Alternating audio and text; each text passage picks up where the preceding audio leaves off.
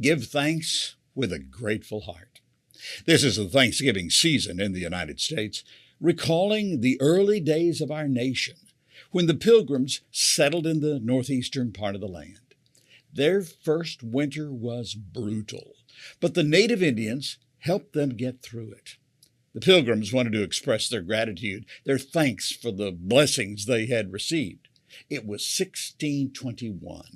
The new colonists and the Indians shared an autumn harvest feast that is recognized today as one of the first Thanksgiving celebrations in the colonies.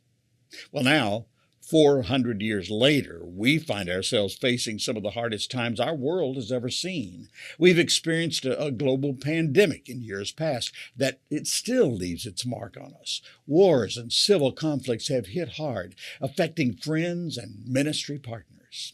Even natural disasters have caused destruction in places that have little way to withstand such hardships.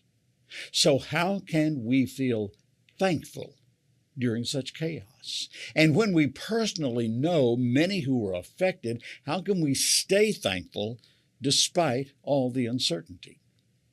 A recent poll by Thomas Nelson Bibles picked up on the theme of thankfulness in a day when it isn't so easy. And they offered 3 strategies for nurturing gratitude when thankfulness is hard. Number 1 is spend time in the Psalms. These passages are filled with praise and adoration, hundreds of verses giving thanks for all God has done, from creation to our own personal lives. The Psalms of David, especially good examples, like Psalm 9, Psalm 34, and Psalm 145. And then second is, get a second opinion. Often others have a better perspective on our situation and our blessings than we do. We can easily overlook God's rich blessings when they are blotted out by our current problems. Others can help us look beyond today's concerns to tomorrow's promise of hope from the Lord.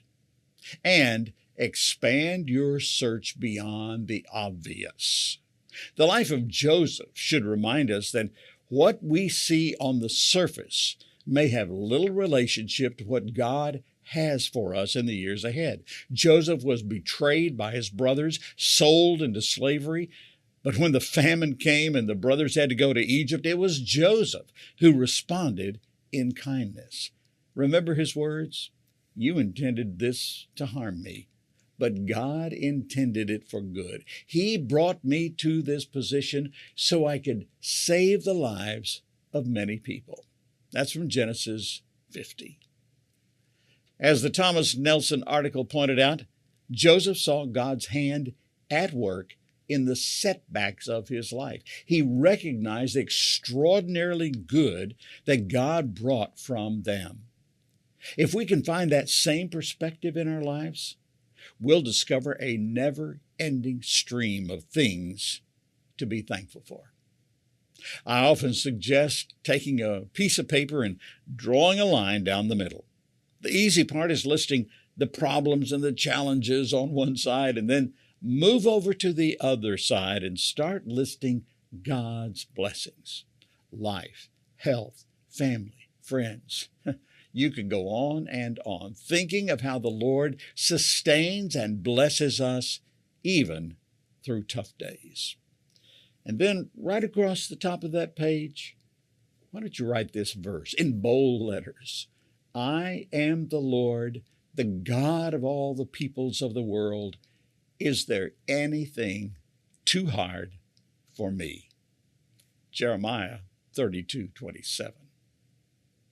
I'm thankful for that firm foundation we have. And we're thankful for the many wonderful media leaders around the world who are part of our ministry. Read about it at mediaalliance.net. And help us grow the ministry by liking, subscribing, and sharing this video.